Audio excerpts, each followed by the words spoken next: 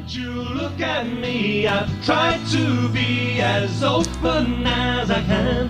Why don't you look at me? I'm tired of being the invisible man. The invisible man.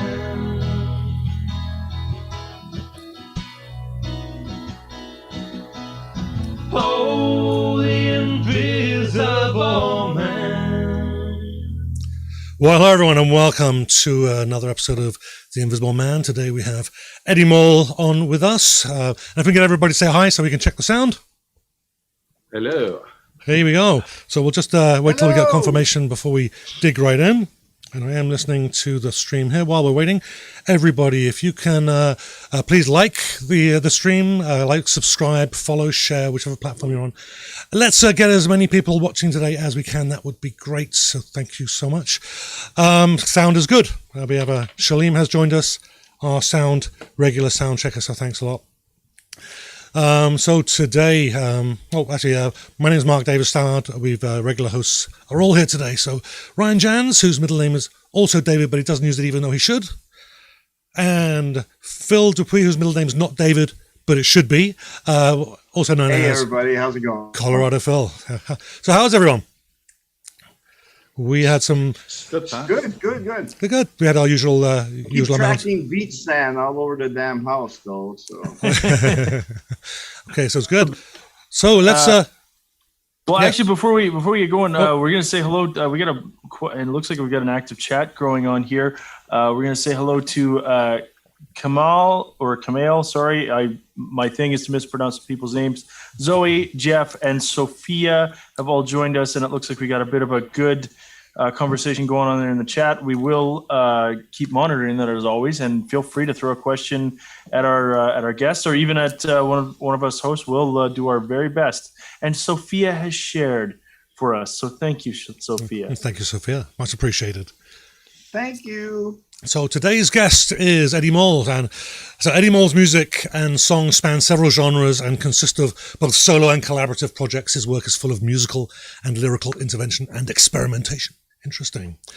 Recordings include traditional songwriting, acoustic projects, band work with the Mind Spiders and industrial prog rockers, the Angry Badgers. Great name. So here he is. Without further ado, Eddie Mole, how are you doing?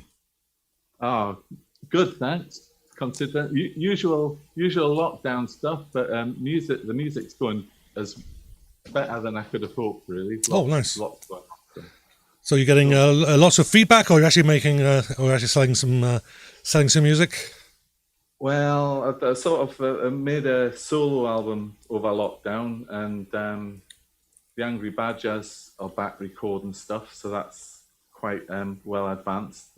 My stuff tends to be singer-songwriter stuff, but I play bass in the Badgers, and it's a much heavier outfit, and we're sort of doing a concept EP with them at the moment, which I love playing with them. It's just great fun, great to play live. That's nice. And then I've got a new the new project is the Mind Spiders, which at the moment it's Eddie and the Mind Spiders, but I'm sure they'll crawl off and do their own thing. We will eventually. Indeed. And it's and that's much more of an acoustic group that we hope to gig live locally or whatever. So right, it's all good. Excellent. But anyway, one thing everybody should know is that the Mind Spiders are more scared of you than you are of them. I was going to ask because this is going to relate back to a conversation that Mark and I had earlier in the week. Mark and I are both avid Doctor Who fans. Of course, I caught on to Doctor Who when I was a kid, and it scared me. Did you pick Mind Spiders because of that Doctor Who episode with the spiders that jump on your back and control you, or was that just? No, it was just random. I was just looking for a name. There've been a few bands before and come up with weird names, and I think it just reflects my weird songwriting. Really, you need something with a bit of an edge to it. Luckily, Eddie Mole's a bit unusual in its own right, so I don't need to tamper with that very much. Yeah. Wow, actually, I found it was kind of amusing. So I think I've got a picture here. Just bear with me 1 second. Here we go. Up. It was when I saw a mole wearing a Badger's hat. Oh, yeah. So I thought that was quite amusing. That got me in Bass Player magazine. That did. I wrote in there when we were just starting off, and they featured that in the magazine, and I reckon it wasn't what I wrote. It was definitely the picture that got me in. It's cool. Nice. Yeah. I think Zoe Bruce says, "Love spiders. I have spiders tattooed on my leg, but are they angry?" There you go. We'll find out, I suppose. So that's great. And mind controlling spiders. Yeah. Was that Ryan? Yes, that was me. Yeah. What did you say? I said, are they mind controlling spiders? Possibly. So while we're on the subject, so you have a new CD out recently, Eddie, Blue and Hazy. So tell us all about how that happened. Well, it's my second album in a couple of years. I'm kind of a late starter as far as solo music goes. Basically, bands kept falling apart and were quite hard work, and I had more songs than I could play with the band. So I decided to do something solo, just so that I could go out with my guitar and play places, really. Right. And that's what the first album was about, and it turned out I was really happy with the results. And then I was left with a whole bunch of songs that I thought needed a more complex treatment, really. So that's the Blue and Hazy album. There's all sorts of weird stuff going on in the background of that. Although, like I say, it was made under lockdown, so I tended to do a lot of the stuff myself with friends doing various stems and whatnot in there. So it's cool. Also got to also played with pedals a bit and acoustic guitar, which is quite cool as well. Something I hadn't done before. So. Okay. I actually I put a couple of pedals on. It's just a matter of there was a few years back I was realizing our songs are kind of sounding a bit samey, acoustic guitar and a bass, so I think I threw a couple of pedals on just to mix it up a little bit. It can add if you use them. If you use them right, they can add. Not everything works. Some of it's horrendous. Sure. Although I had there was a duo that used to play locally, just drums and an acoustic guitar with a really distorted acoustic guitar, and they were absolutely brilliant, really good. But it's cool. Yeah, actually, the guitar you can see over my right shoulder is my cheapest guitar. It's about $150 guitar, an Ovation and Applause.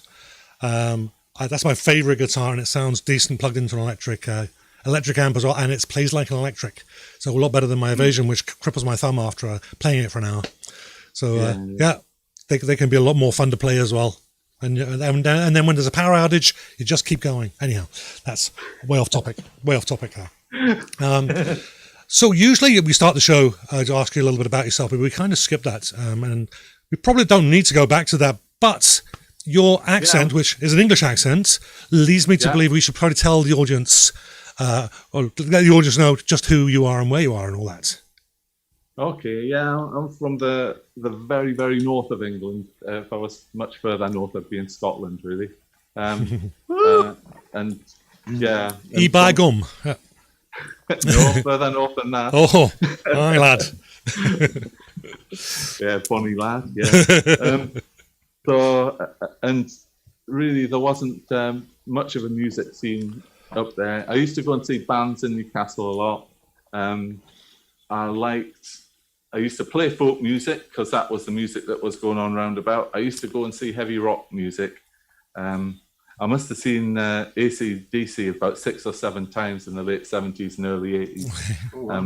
And with both vocalists, so amazing, really. I'm going to pause it. Anybody who wants to go back into our archives, I want you to find out how many times AC/DC has been mentioned on our show. It seems like we can't get away without seeing mentioning AC/DC at least once an episode. So I also saw Led Zeppelin in 1979 at the big event.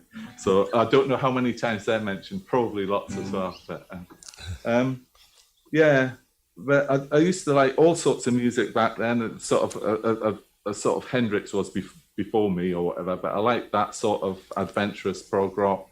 Also like Frank Zappa and stuff like that, and then lots of the folk guys as well. So very broad, and I think that sort of comes across in what I do now. Basically, I write a lot of nice, good songwriters as well. So cool. Right. I'd like to talk just a couple more questions about the CD, but before that, I just wanted to. I have a personal question to ask you. You played on the Adam and the Hellcats charity single "Rule Britannia." Was Adam as big a bleep as he appears to be on screen? Yeah, he's like he just appears everywhere. What are you saying, Stella? What are you saying? You're starting. Yes, I am. Go back, get back through there. Yeah. Right. It's just you don't speak too loudly because you'll come out again. Oh, We've got through the door there at the other. Times you'll appear like Beetlejuice, right? But, yeah, about this big on my shoulder, about this sort of this size. Don't say my name 3 times now, Russ. Adam, what? Don't say my name 3 times now. 4 times. I just said it. Apparently, Zoe Bruce says that Adam's absolutely amazing guy. So apparently, your checks are not bouncing. no. So Now it does lead to the question though: amazing, good, or amazing bad? Which end? I'm assuming it's Just good. amazing. He's amazingly amazing. There we go. Okay, back to the CD. So, are there any themes? Do you have a particular theme or a motif going through that your CD, Blue and Hazy? Well, I think nearly all my music. Early on, when I started writing stuff more recently, which was only started up again about 10 years ago, I decided then that one, there were enough happy, cheery songs about at the time. Maybe it doesn't feel like that now at the moment, but there were definitely. But and so I wasn't going to go down the sort of happy commercial route. And the other thing was I wanted to write songs that meant something to me. So that means that they're all sort of based around my emotions. And I was also, some of the songwriters that I went to I did have a difficult few years. So I sort of related to a lot of stuff like Shirley Manson and Garbage and some of the Lou Reed stuff and Neil Young and things like that.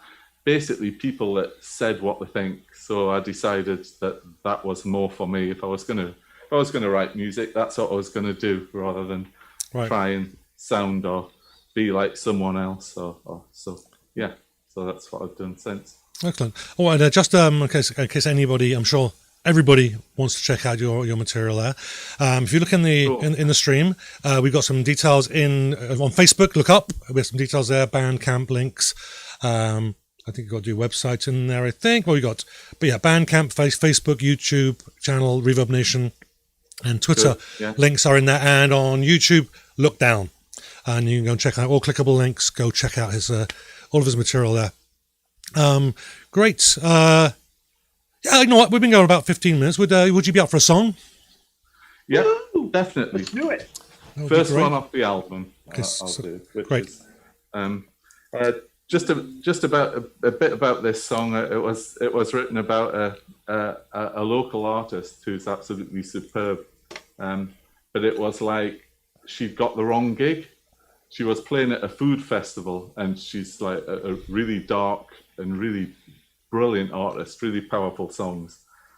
She's called Emily Breeze, and the audience were just interested in shoveling food down their face, and I just thought, wow. Aren't you listening? This is brilliant. So that's where this song came from. So.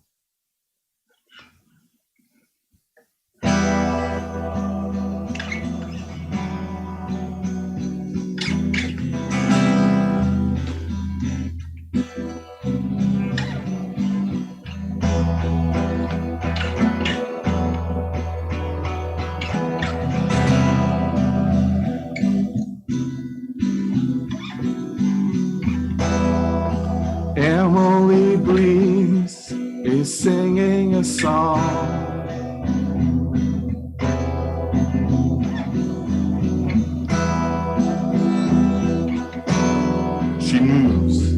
purpose.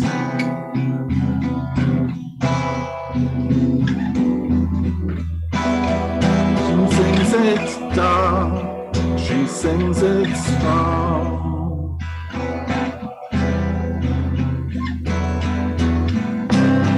She sings with conviction about skin and hair, songs about crucifixion and how nobody cares.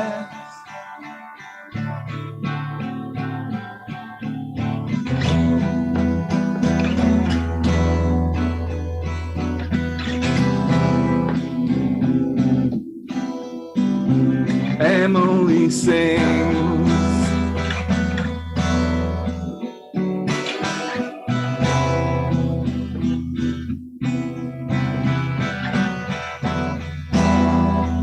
Emily Breeze is singing a song.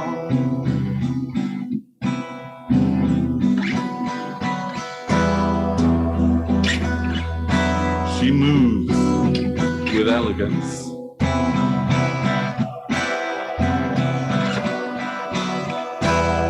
She sings it dark, she sings it strong.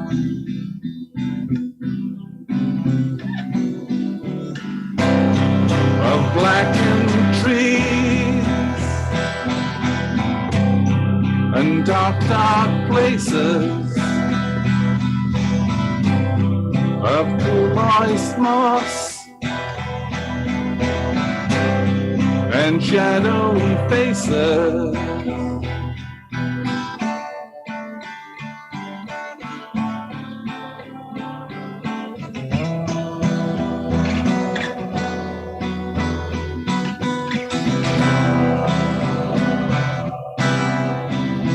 Emily sings.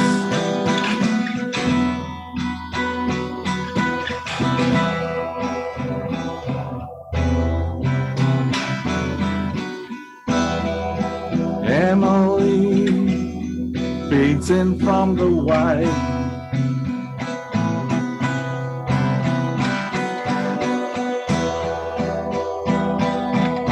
and bleeds into the red.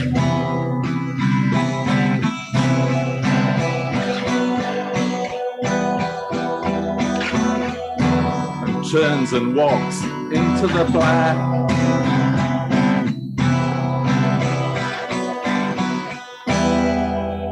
Emily is looking back.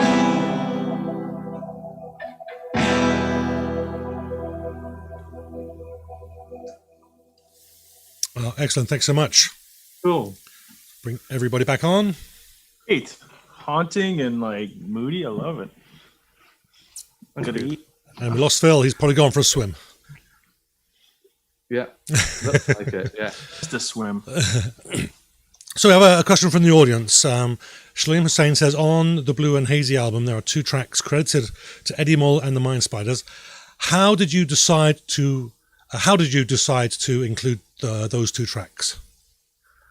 Well, I wrote all the songs myself, and some of them have been hanging around for a while. But there was a big input from all the people individually that are in the Mind Spiders. The Mind Spiders is really a collective of people that I just play live with. So it seemed right to give some credit to that. And I think the ones that are credited specifically to the Mind Spiders, they also have vocal input from Jane, who does harmonies on a lot of the other tracks as well. So therefore, I just thought, well, it doesn't really sound solo with her taking the main lead vocal part on it, and yeah, so that's how I decided how to credit them really. The other interesting, or the other thing that I thought was really fun about it was there's a couple of tracks that have soundscapes by a guy called Donald Knack, and he's known as Junkman. And basically, he's like done albums and stuff in his own right, and he just recycles junk into percussive instruments. And he's got loads of them. And he did a couple of tracks on there just because I was chatting to him. I was asking him advice, how do I, because there's lots of shakers and stuff like that, stuff that's been added. And I was asking his advice, and he's done some stuff on a couple of tracks as well. And I absolutely love what he does. So to be able to get people like that involved is great, Nice. So how did that project with the with the Mind Spiders there, how did it compare with your other solo works and your other collaborative works? How is, I guess what I'm really saying is how is this different from your other work?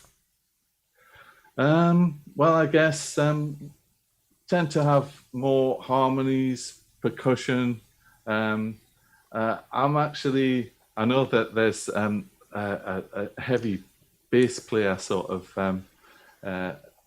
input into you guys or whatever. And I think there's 3 of us in the band actually all like playing bass. We've got a fretless player that also plays double bass. I like playing bass, so does Paul, another guy there. So we really just swap round and have fun, and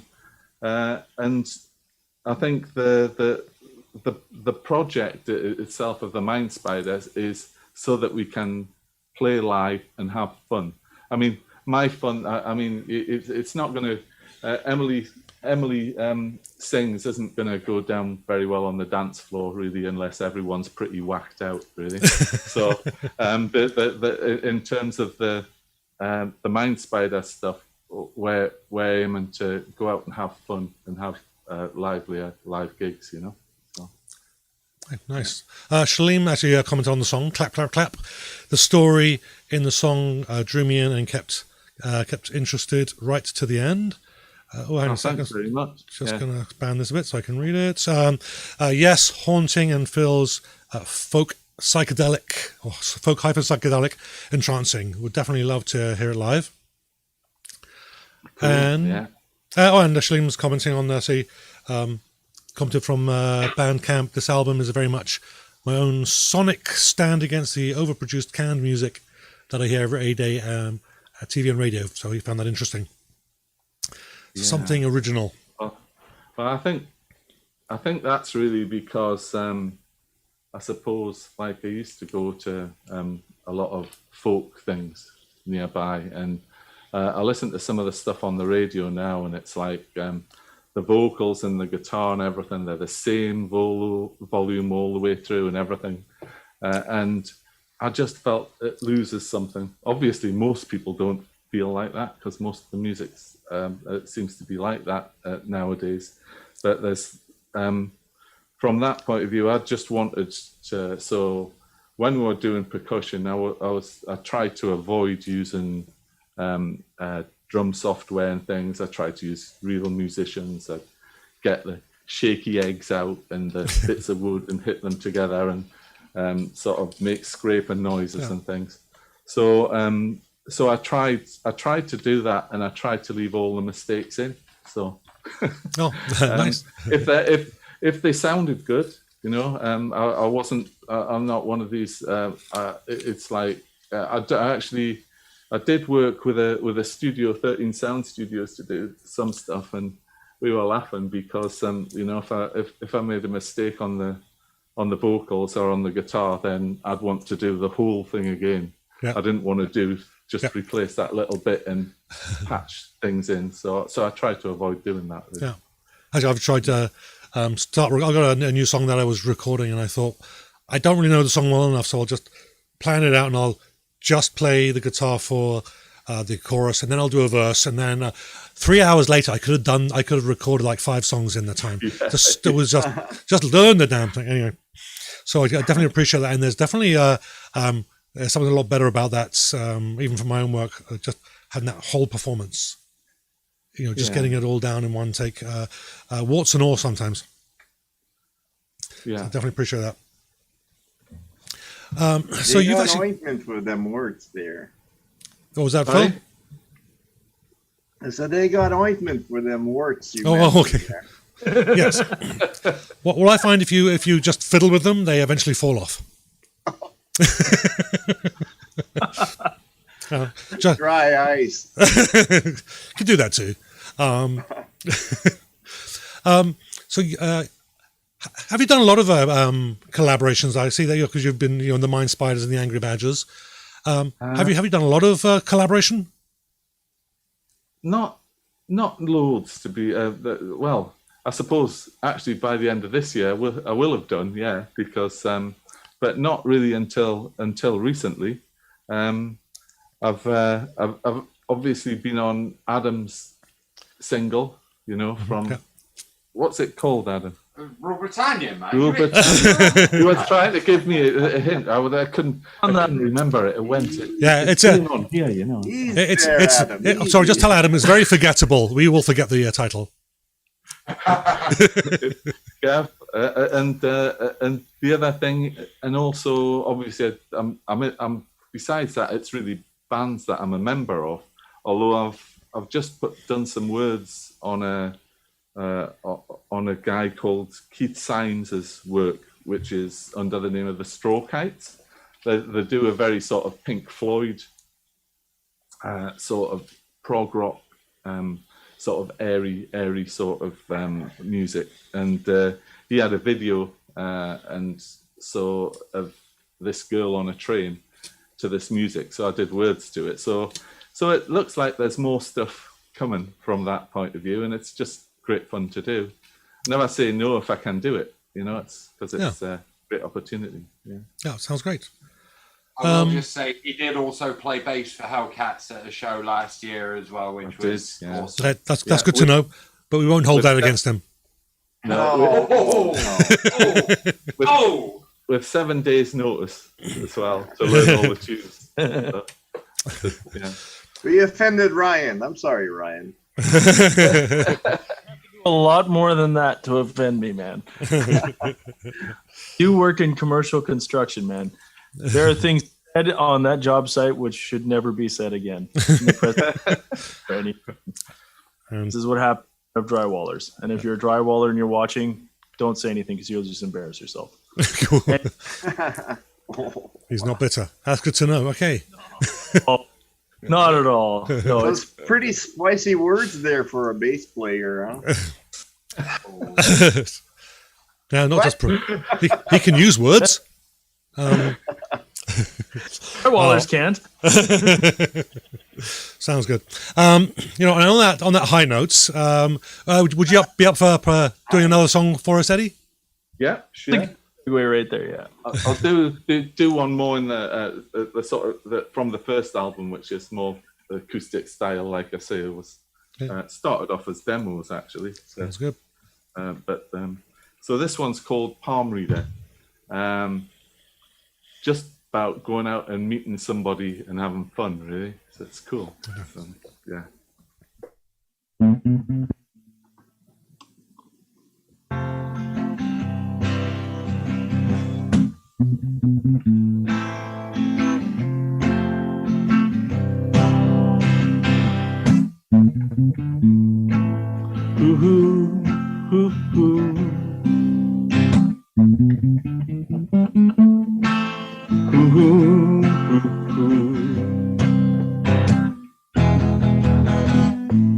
Beautiful Bethan is shining the light, and I am so glad that she came out tonight.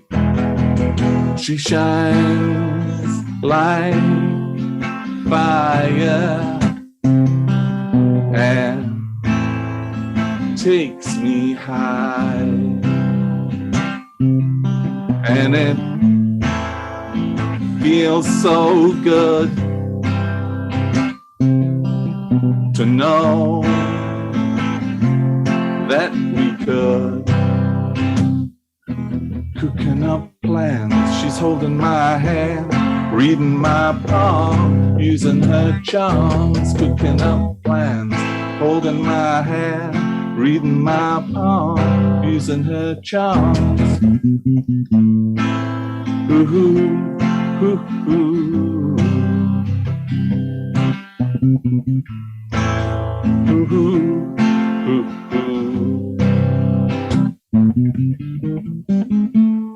Beautiful Bethan is playing with words, sending magical messages that cannot be heard.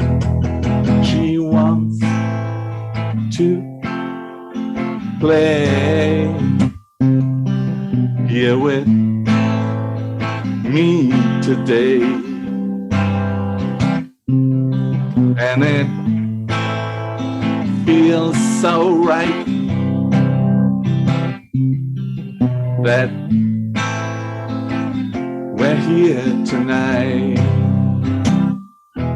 cooking up plans. She's holding my hand, reading my palm, using her charms. Cooking up plans. She's holding my hand, reading my palm, using her charms. Ooh, ooh, ooh.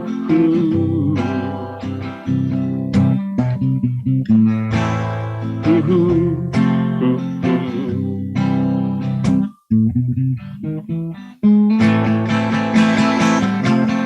Cooking up plans. She's holding my hand and reading my palm and holding her charm.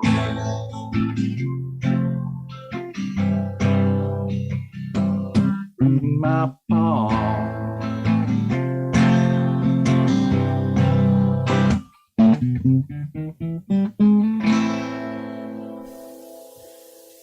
Excellent. Thank you so much.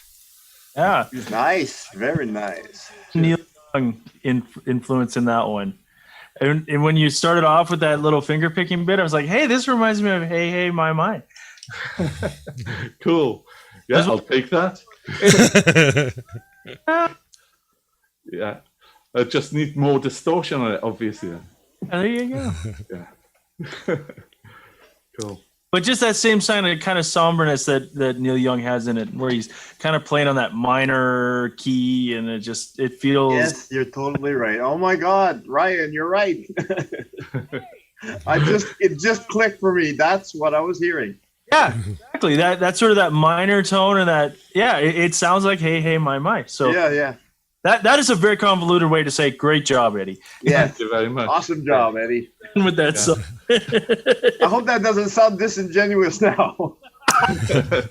Not at all. No, I take all references to stars I like. I don't mind, because these guys are stars to me, like Neil Young, and I sometimes get people mention Lou Reed and all sorts of other people, and I can't hear it at all. But yeah, maybe that's the words rather than the song sometimes. But yeah, cool. Yeah, it's kind of funny that you'll write something, you play with it. Maybe it'll remind you of something, and then someone will just come and go, "That sounds like," and you go, "What?" That wasn't even in my. Was nowhere. Wasn't even listening to that in the last 10 years. Yeah, but that's funny that. That brings a question to mind. Do musicians and singers, like, I can't stand hearing my voice recorded. Yeah. Yeah, us too. Is it the same with singers and musicians? It is for me that I never sound the way that I want to sound. Really? And that's why some of the songs on both those albums, I tried to write songs, play bass, stand at the back in a couple of bands before, and the bands just kept folding and they never ever got recorded. And in the end, a friend said, "Well, why don't you just do them yourself?" But I do actually suffer from anxiety, and did suffer from anxiety. So I think that has. Me too, man. Yeah, Me too, brother. It debilitates you, because you think, "Oh, fantastic, great gig," and then you're worried about getting there on time, and, and then as soon as you finish playing, you're worried about getting back. How am I going to get back?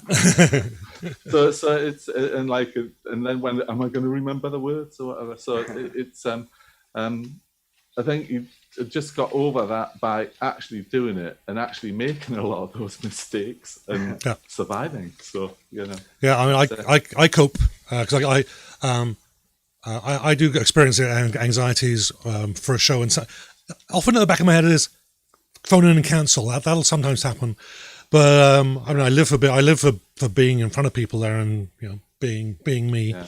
The way I cope is I pace a lot before a show, and I will write, and I will make sure that days ahead I've got a list. I've itemized everything I need to take to the show, and I'll go through it 3 or 4 times. And I'll take everything out, put it back in again. Take it out. I think that's an artist thing, because every day before I go start the show live, the Colorado Phil Show, I get so nervous every freaking day. Yeah. Worse on a Monday because I haven't been doing it for 2 days. And I think it's going to be 4 years soon. So yeah, and I love going out to see other musicians, and I always make a point of saying that I really enjoyed it and it was really great, because when I started out, I thought I sounded naff. Some people may still think I do, but from that point of view, I was like, had no confidence whatsoever. And you finished and you sort of go to the bar or whatever, or you go down, and if people don't say anything, you think, was that because I was shit? No. Or this, that, and the other. And then you speak to people maybe out a day after, and say, oh, it's really great, really enjoyed it. And you think, oh, wow, I seriously had no idea, from that, whether people were enjoying it or not. So I always make a point of really talking to the people. Yeah. Well, what I find, we'll play a lot of coffee shops because our music's a lot lighter. Every now and again, I'm thinking these people are all talking to each other. I don't think anyone's listening, and sometimes I will introduce a song, and I'll just say, "Well, you're not listening, so I'm just going to play this next song anyway." And the song is called, and no one reacts. They're not listening. So, pressure's off. Yeah. Well, you should let off a scream once in a while, kind of like at the start of that CSI there. See, Mark will attest to this. Is I only get nervous till when we're on the stage and I've actually plugged my bass in. That's when he'll look at me and be like, "Okay, ready to go?" I'm like, "Yeah." That's usually when I get nervous. I set things up like Mark does. I don't think I'll go through it quite as many times as he does, but I'll make sure that there's my wonderful gig with my bass in there, and then I've got to make sure. Okay, so I got a 1/4-inch cable. I got a second 1/4-inch cable in case that one craps, because I've had that happen on the show. I've got all my patch cables, and depending on where we're playing, I might have my bass wah and my reverse pedal and all those different things that we might have, right? So make sure I go through all that, and everything's good and all packed up. And so we all have our own pre-stuff, but then once you get to the show, you're like, all right, cool. Yeah, I've done that with all the stuff and checked everything and having the spare stuff and everything, and then went to play the first note on my bass, and I've had an amp on mute. The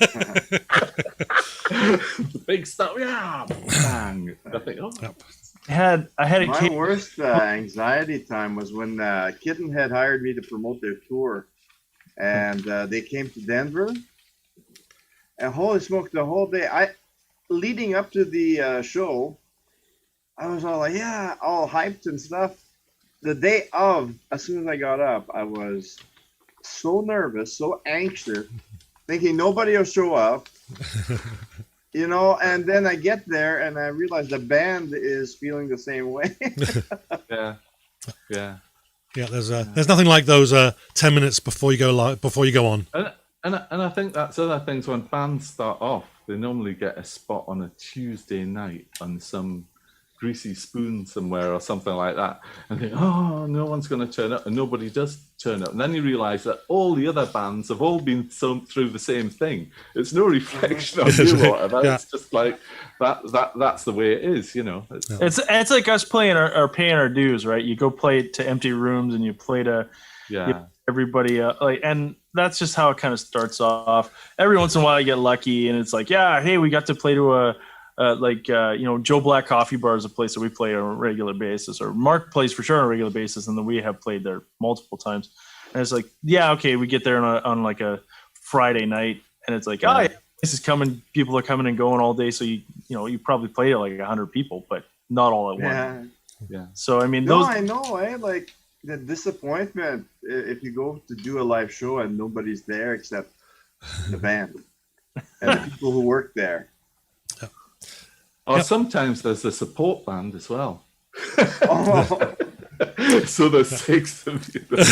But I think you've got to kind of go through that to get. I mean, the last couple of years, obviously not this year, but like some really great festival spots, and sometimes it's the opposite. Where you get a little spot at a sort of National Trust, which is like a garden sort of festival.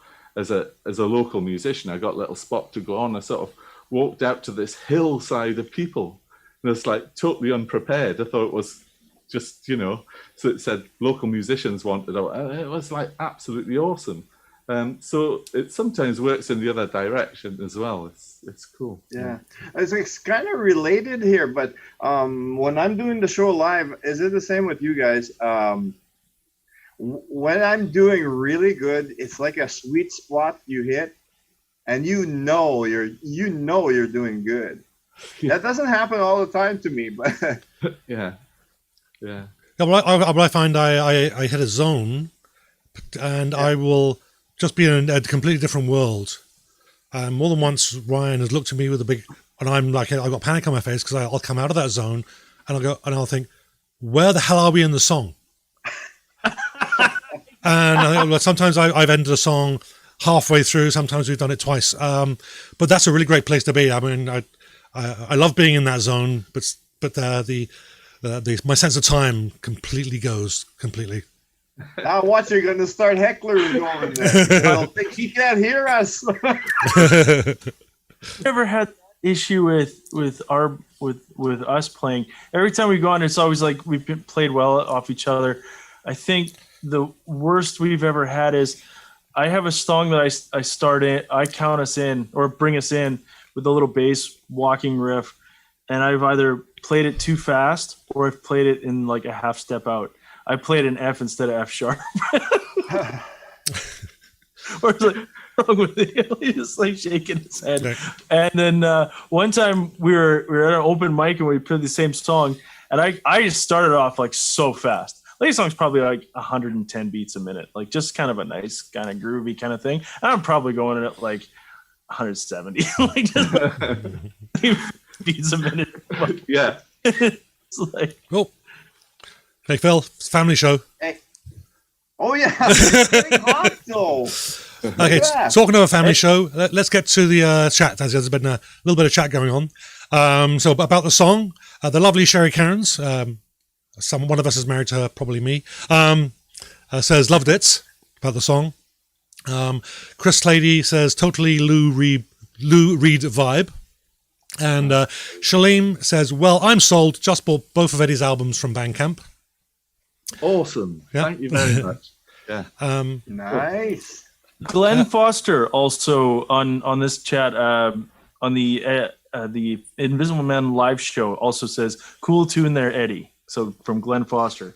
Wow, that's brilliant. Yeah, and then my lovely wife says, talking about my coping with the pre-show nerves there, she says, yep, lots of pacing. Did you say that Glenn is listening? Yeah, Glenn. Oh, hi, Glenn. Yes. Yeah, Glenn Foster is a former, he was on a show a while back, right? That was early this year. And much earlier this year. I can't remember. He's on my list of people to invite back. So Glenn, I keep saying that, but I keep getting new people wanting to come on, and I tend to give them a preference. But we will have it back on, Glenn, promise. Look, where are we? Chris Lady says, never take your audience for granted. Shalene wants to hear another song, which I think that would be a good segue into the next song. So maybe we'll just finish the to send us the comments. Shalem is asking a very, very serious question. Is Phil in Mexico? The beach looks nice. No, you know what? I'll give you a hint, okay? My next door neighbor is Premier Pallister. All right. Really? All right, yes, Costa Rica. Yeah. It's Not So- Saint Malo. Indeed, right. Yeah, he's in, was it Saint Jean Baptiste in Costa Rica? Cool. Anyhow, I think yeah, Shleem says, Are you done insulting me? oh, sorry. So Shleem says, Are you when ready? you don't know where you are in the song, that's when you're playing jazz, an intoxicating mix. yeah, especially on a solo. Yeah, There we go. Okay. All right, so cool. let's hand back over to you, Eddie. Yeah, if you could give us another song, that would be great. Okay, this is one. It's got nice video of the Mind Spiders on YouTube. Jane normally sings in this, sings quite a lot of it. So, but this is the solo version, which I did before I knew Jane. Obviously, I heard the news today. There's nothing good to say. Just humans killing humans. Good news has all but gone away. Darkness is here to stay. I'm gonna throw my TV away. 'Cause I just want to fly to soar high and leave this disease behind. But humans killing humans, dark propaganda does no good. Murder, mayhem, buckets of blood, libel, scandal, fallen stars. It deadens my faith, it tears at my heart, deadens my faith and tears at my heart. People always disappoint. There's no point in trying to pretend. And history suggests that things aren't gonna change. 'Cause we're all human in the end. Oh, 'cause I just want to fly, to soar high and leave this disease behind. Of humans killing humans, dark propaganda does no good. Murder, mayhem, buckets of blood, libel, scandal, fallen stars. It deadens my faith, it tears at my heart, deadens my faith and tears at my heart.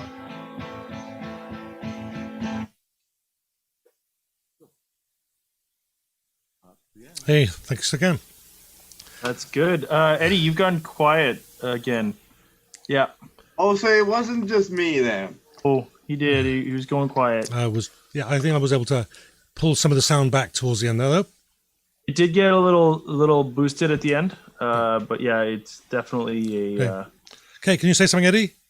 Oh, you've completely gone. Can we get you to reset? Can you reset your connection? Yeah. Okay.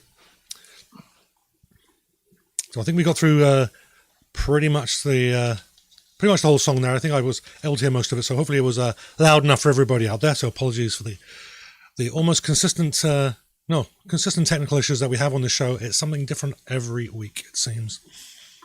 There we go. Okay. Are you back, Eddie? Not back. Yep, you're up. Okay, I think so. I think just because we lost the sound on that song, maybe that we should probably leave that as the last song, just so we can keep you around. Yeah. So, Okay.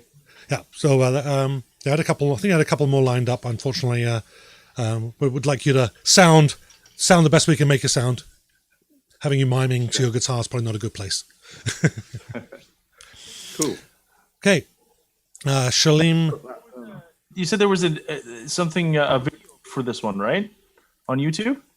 Yeah, there's a video. It's called Humans. So a really cool. Yeah, I love it. It was if you. It doesn't come really across in the video itself, but that was done under lockdown, so we're all standing apart and stuff. But it was the last time. The guy who's playing bass on there, his wife's due to have a baby any time now, so he was really worried about being out and about when COVID was around. So Right. it's yeah, but I really like that. So that was I was waiting for my car to be fixed in a garage, and there was a CNN news report of rolling footage of the Syrian war or whatever going on. And I thought, you said that the same way that James Corden does. oh, really? Garage. That's garage. Okay, good. No, it's pronounced garage. That's how it's always been pronounced. Only posh people say garage. That was garage. Garage is a posh. Is that posh people say that? As long as you don't say rough, we're all fine. Unless you're talking about a dog and how a dog talks. Oh, actually, you know what? This is completely off topic here, but this is something that we haven't shown on the show before, but the guys has seen this already. But it's one of those things I've passed again and again. This is actually outside a church, of all things, on just here in Winnipeg. So, Eddie, what's your reaction to this? There you go. So I'm impressed at the size of that. right, you can get a couple in there, couldn't you? Really, you know. But look at the little window at the top. You got to get through. Anyhow, right. I think we'll be showing this to all of our English guests because that's. I laugh really loud every time we pass that. Not that I don't laugh loud normally. Anyhow, there we go. Completely off topic, but I just thought about that. Okay, to the comments. Paul Natras says one of my favourite Eddie Mole songs, and I'm not just saying that because I'm in the video. That's right. It's Claire, his partner, that's going to have the baby. Oh, nice. Okay. Yeah, so he's maybe in hospital at the moment. Texting. Nice. Carrie Francis says, brilliant, Eddie. Great song.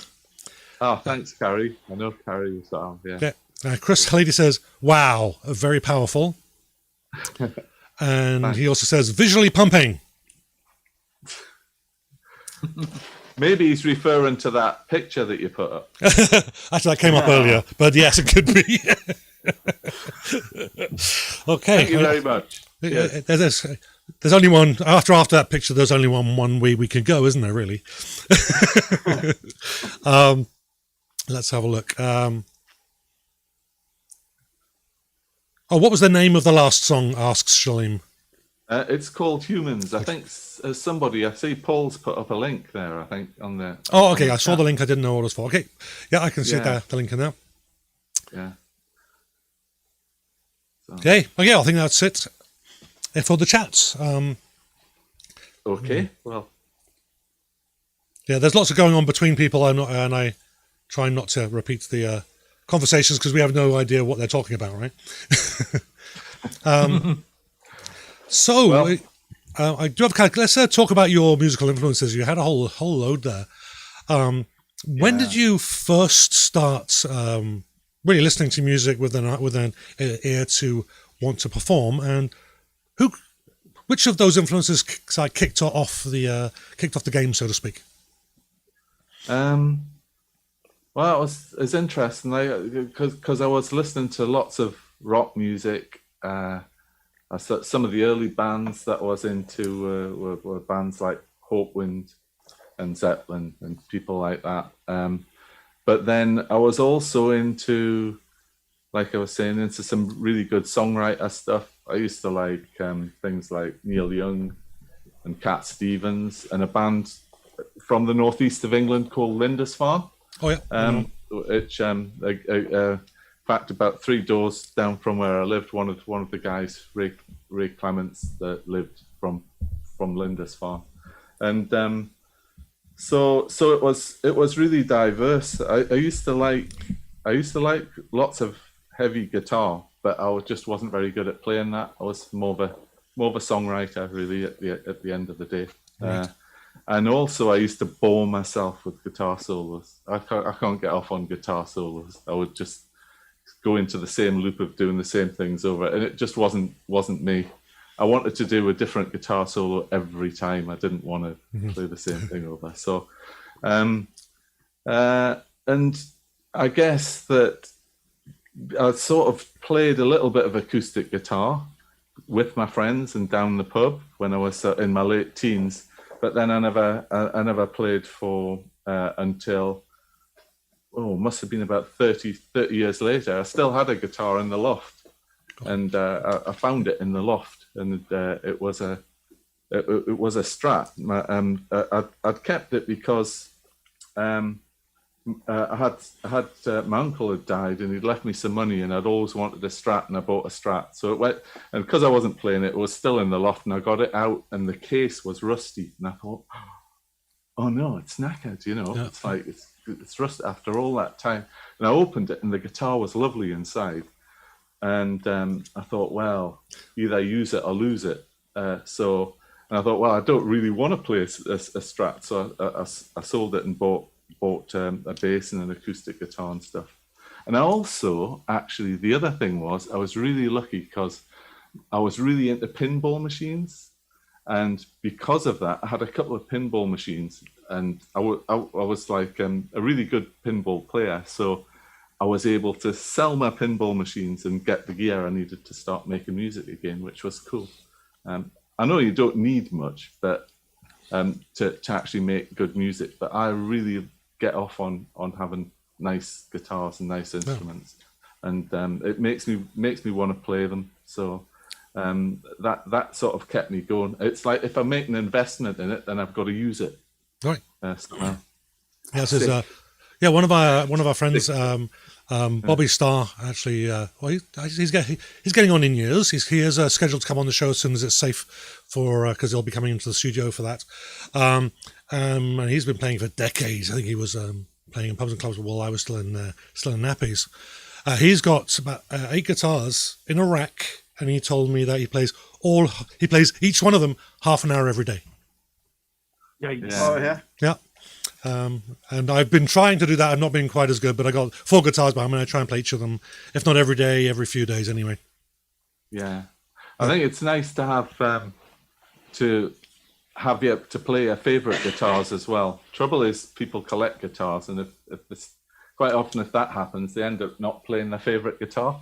It ends up in a case somewhere at the bottom. So I try to keep control of it so that I'm playing stuff that I like. But I play bass. I've got to have a fretless bass as well, and I've got to have an acoustic guitar. Got to have a Telecaster. So I've got a few, but it's cool. Yeah, for sure. You have to. But let's have one more question from the audience, actually, and then we'll wrap things up. So Shalim is asking, what's next for Eddie?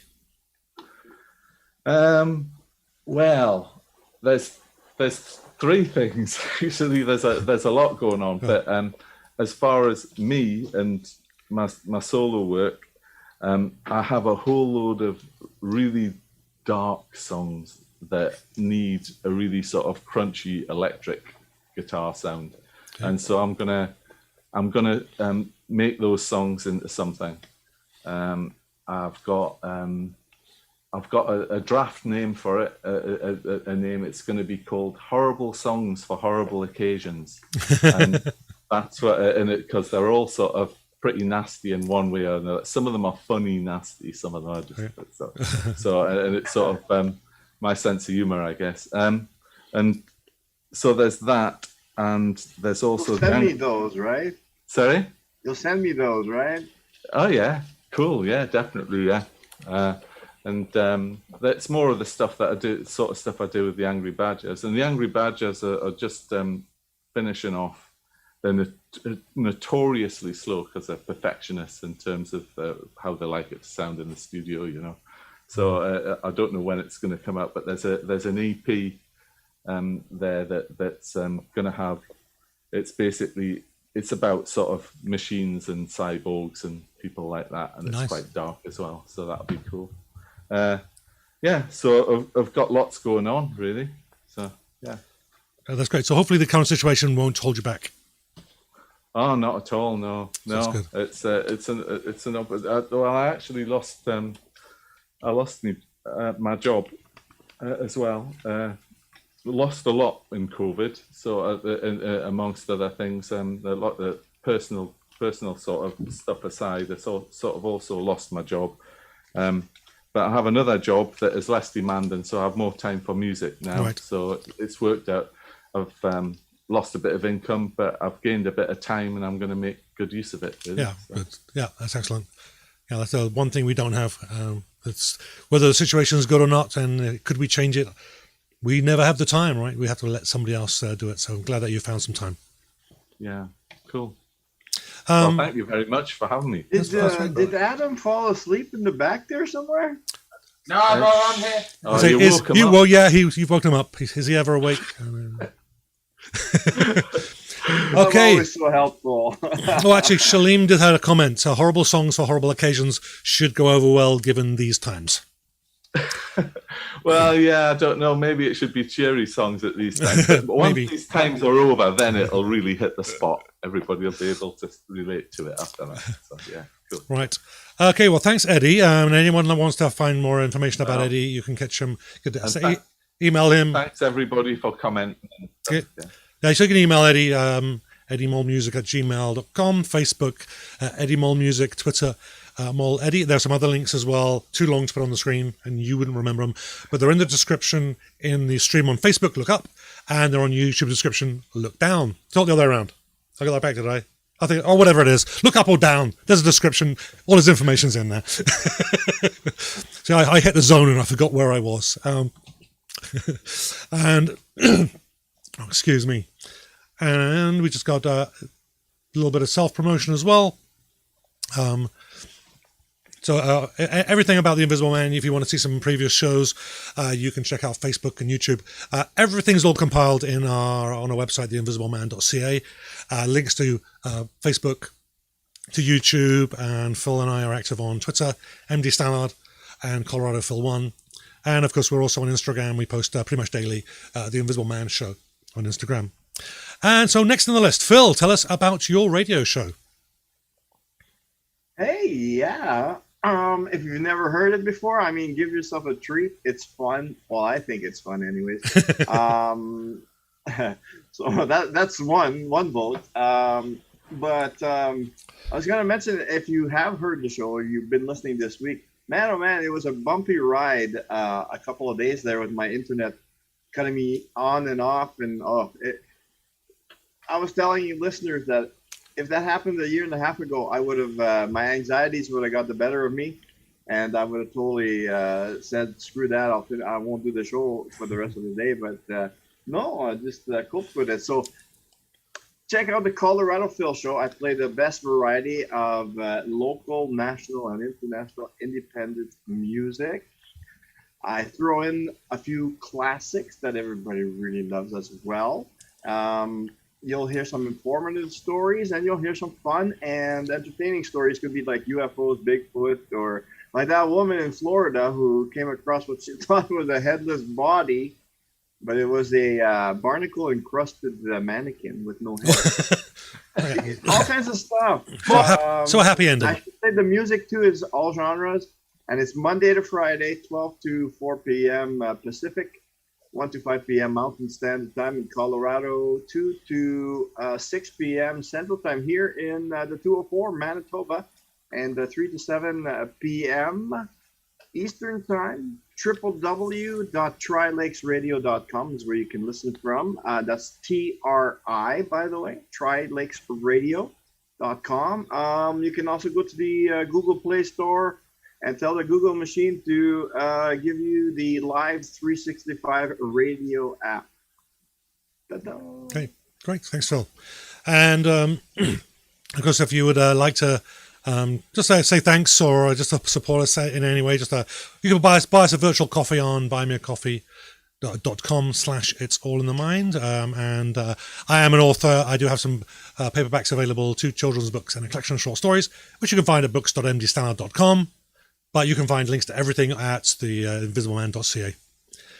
So, I just want to shout out to Pauline Santoro, who did post earlier, and I don't think we shouted her out. So thanks, Pauline, for joining us. She says, good show, good music. So, on that, so once again, Eddie, thank you so much for joining us. It's been great getting to know you. Thank you. It's been fun. That's what it's about, right? Yeah, and you can Definitely, yeah. and you can give Adam a hug and a kiss from me for hosting. Maybe wear a mask, and do it at arm's length. Okay, so thank you very much, Eddie, and so on behalf of all of the hosts of the Invisible Man, and thanks to Adam as well. Actually, Phil, we're out of time. I won't have time to sing. phew. Do you want a quick? You can start. Look, you could turn it off quick. You're cool, man. You're cool. So I'm already on Wednesday night, so it's all good. Oh, that's right. We should probably promote the other shows. So we got a new show coming up. It is Welcome to the Madhouse, hosted by Adam and me. Available on the Visible Man Show Facebook page and on the Adam and the Hellcats page as well. Did he pop in there for a second, or what? I'm trying. The camera isn't picking me up. There we go. Our first guest on Welcome to the Madhouse this coming Wednesday night is Giz Butt, ex-guitarist of The Prodigy. An absolute legend of a dude. Wow. Cool. Can't wait to interview him. We do already have a pre-recorded interview in the can as well that we can't talk about just yet. But let's just say I was properly fanboying through most of that interview. He was positively oozing.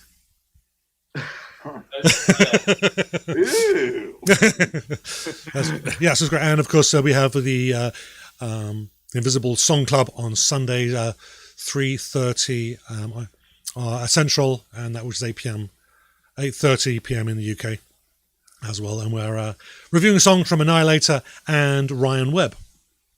Okay, so with that, thank you very much from behalf of Colorado Phil, Ryan Jans, and myself, Mark David Stanley. Thank you so much for joining us. And if we don't catch those other shows, hopefully we'll catch you back here next week at the same time. Thank you much, and have a great rest of your day. Bye.